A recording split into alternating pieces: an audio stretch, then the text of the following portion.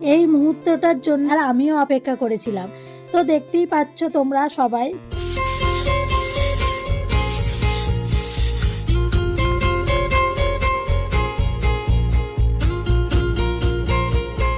বেশি আয়োজন করতে পারিনি, তবে যেটুকু করেছি আমাদের নিজেদের আয়ত্তের মধ্যেই করেছি।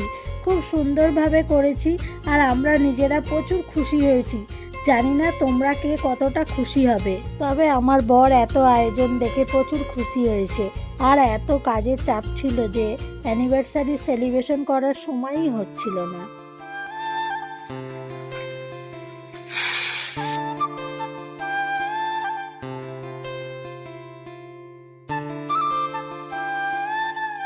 তো এই মুহূর্তটা ফিল করলে যেন মনে হচ্ছে সেই প্রথম দিনের কথা, যেমন সেই চোখে চোখ রেখে কথা বলা, হাতে হাত রেখে কথা দেওয়া।